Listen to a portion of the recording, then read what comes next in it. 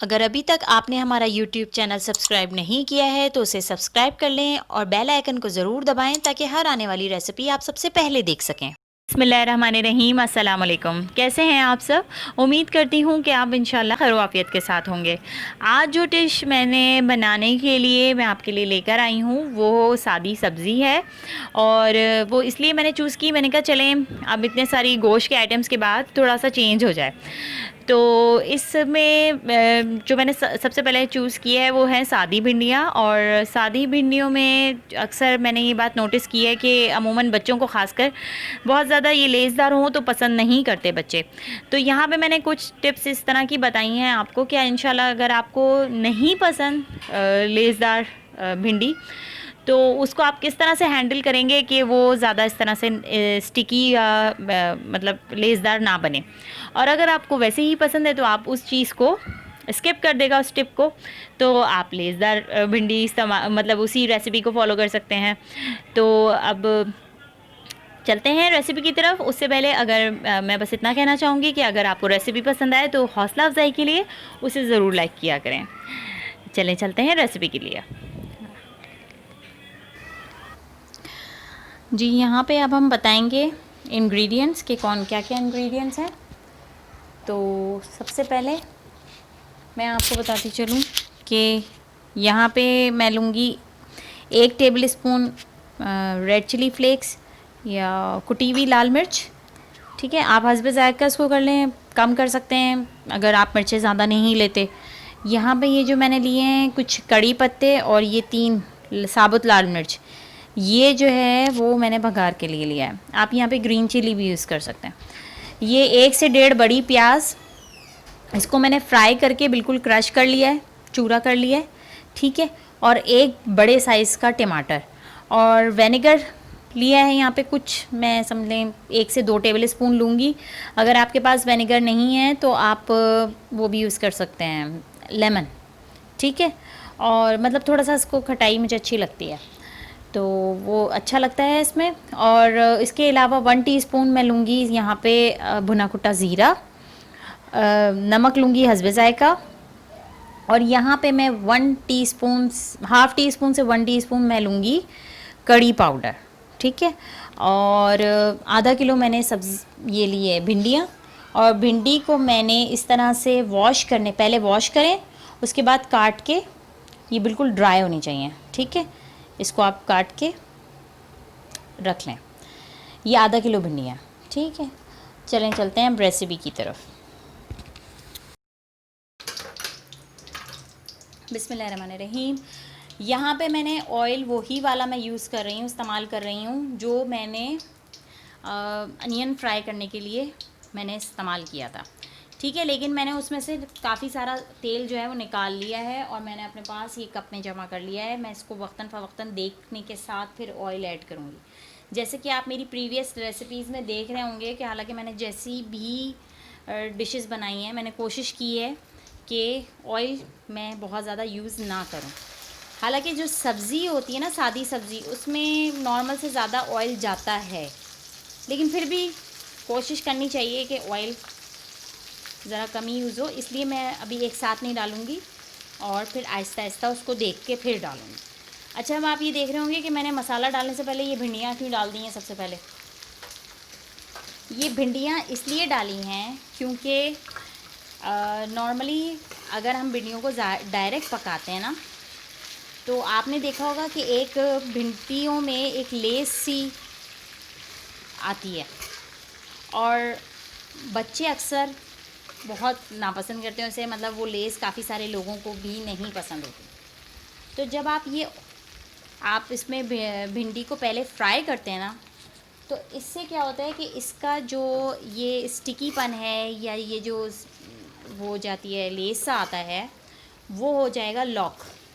ठीक है, और फिर आपकी डिश में ये मतलब लेसदारपन नहीं आएगा।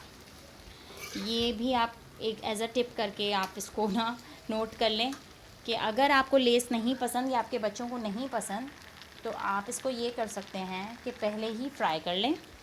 चाहे वो आप सादी भिंडियाँ ही लें तब भी यही करेंगे आप। ठीक है। जब आप बनाएंगे, अगर भिंडी गोश्त भी बनाते हैं ना, तब भी आप अलग से भिंडी को फ्राई कर लें। अगर आपको लेस अच्छा नहीं लगता, मतलब, तो फिर आप इसको कर सकते हैं, तो उससे इसका जो एक लेसदार सा पन है ना, वो लॉक हो जाएगा, मतलब वो नहीं आएगा फिर। तो इसमें ही मैंने गलत चमचा उठा लिया था। ऐसा स्पून लेना है हमें जो कि नीचे से आए और ये भिंडी टूटने का कम से कम ख़तरा हो। ठीक है। इसको मैं जब तक फ्राई करूँगी जब तक ये ब्राउन नहीं हो जाता, मतलब ये ब्राउन हो जाएंगी और मुझे लगेगा कि ये लेस, अभी देखें आपको ये स्टिकी सा आ रहा होगा ना, फिर ये बंद हो जाएगा आना, ऐसे ये ख़त्म हो जाएगा। तो फिर मैं, ये हमारी भिंडियाँ रेडी हैं और फिर मैं इसको निकाल लूँगी।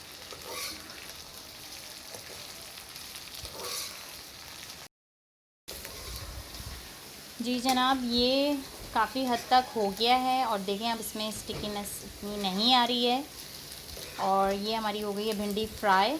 बस अब मैं कुछ भी नहीं करूँगी, इसको ऐसे करके छान के, मतलब इसमें से ऑयल ड्रेन करके इसको निकाल लूँगी। ठीक है। फिर जी जनाब, अब जो है हम यहाँ पे एक जो हमने बड़े साइज़ का टमाटर लिया है वो डाल देंगे। चूल्हा थोड़ा सा तेज़ कर देंगे।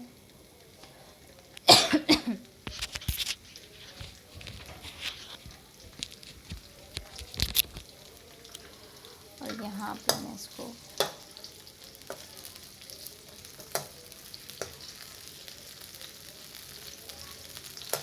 इसको मैं ये जब तक करूँगी जब तक ये नरम होके, ठीक है, इसके अंदर शामिल हो जाएगा, जब तक मैं इसको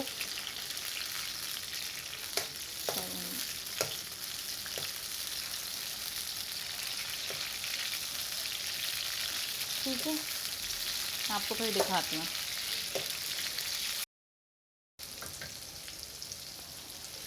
अच्छा, अब यहाँ पे मैंने 1 टेबल स्पून अदरक लहसुन का पेस्ट डाला है और 1 पिंच जो है मैंने डाला है भुना कुटा धनिया, बिल्कुल मामूली सा 1 पिंच समझ लें आप। ठीक है। और यहाँ पे मैं डाल रही हूँ भुना कुटा ज़ीरा, ठीक है, 1 टीस्पून, क्वांटिटी मैं बता चुकी हूँ। और नमक आप हस्बे ज़ायक़ा रखेंगे अपने टेस्ट के हिसाब से, जो भी आपको कम ज़्यादा जैसा भी आप लेते हैं। कुटी लाल मिर्च शामिल कर रही हूँ मैं यहाँ पे, थोड़ी सी बचाऊँगी लाल मिर्च। और ये मैं यहाँ पे डाल रही हूँ वो कड़ी पत्ता, ठीक है, इसको डाल के अच्छे से फ्राई करूँगी। उसके बाद अब बारी है जनाब कड़ी पाउडर की, और कड़ी पाउडर भी मैं 1 टीस्पून डाल रही हूँ। अच्छा, कड़ी पाउडर में यहाँ पे आपको लिंक मेंशन हो जाएगा, जो मैंने होममेड कड़ी पाउडर बताया था वहाँ से आप देख सकते हैं। ठीक है। और अब हम डालेंगे अपनी ये भिंडियाँ जो हमने फ्राई करके रखी थी ऑलरेडी, इसको सबको शामिल कर देंगे और इसको अच्छे से मिक्स करेंगे।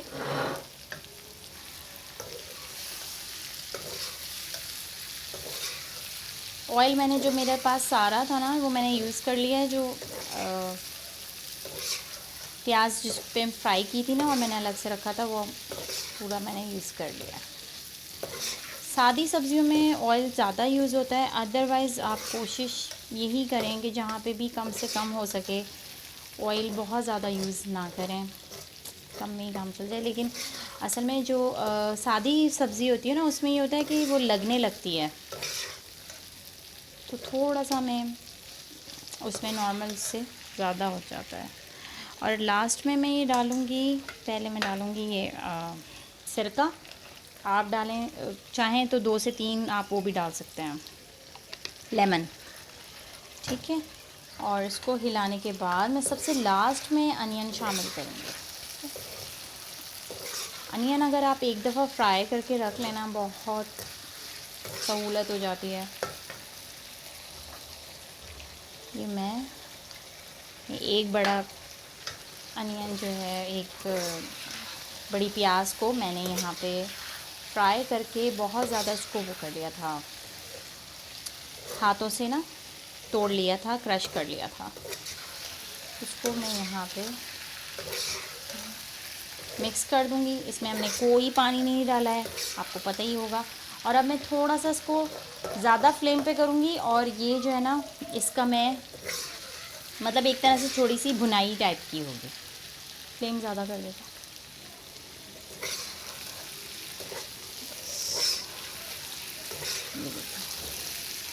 ये थोड़ी सी डिफरेंट होती हैं। टमाटर अगर आप चाहें तो, जैसे अगर बहुत फ्राई आपने खानी है ना, जैसे बिल्कुल भी आपको ग्रेवी वाली नहीं चाहिए, फ्राई आप खा सकते हैं। मुझे तो बड़े मज़े की लगती है, मैं उस तरह भी बनाती हूँ। तो उसमें आप टमाटर ना डालें, बाकी सब चीज़ें सेम वैसी होंगी, बस टमाटर ना डालें, तो वो भी बड़े मज़े की बनती हैं। वो जो है ना फ्राई मुझे बल्कि ज़्यादा अच्छी लगती हैं इससे ज़्यादा। मगर मैंने सोचा कि बहुत सारे लोगों को ग्रेवी वाली पसंद है, तो टमाटर आप ना डालें उसमें, और वो कर लें, बस बिल्कुल सेम ऐसे ही बनेगी, और टमाटर स्किप कर दें तो भी बड़ी अच्छी लगेगी आपको। ज़रूर बनाइएगा, फिर मुझे ज़रूर बताइएगा कि कैसी बनी। ये नॉर्मल तरीके से थोड़ी सी डिफरेंट है, और ख़ास तौर पे इसमें जो लेस होता है ना वो नहीं होता। बच्चे तो बहुत ही घबराते हैं, मतलब नहीं पसंद करते।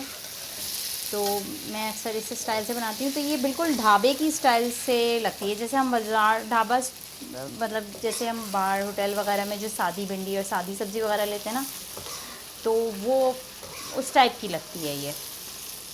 इंशाल्लाह मैं आगे जाके फ्राई दाल वगैरह भी बताऊंगी आपको।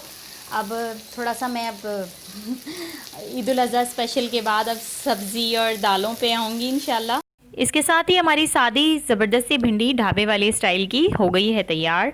उम्मीद करती हूँ कि इंशाल्लाह आपको रेसिपी अच्छे से समझ आ गई होगी, और आप ज़रूर ट्राई करेंगे। मुझे ज़रूर बताइएगा कमेंट में कि ये कैसी बनी, और अपना बहुत सारा ख्याल रखिएगा। नेक्स्ट रेसिपी या टिप तक के लिए मुझे इजाज़त दीजिए, इंशाल्लाह फिर मुलाकात होगी। टेक केयर, अस्सलाम वालेकुम, अल्लाह हाफ़िज़।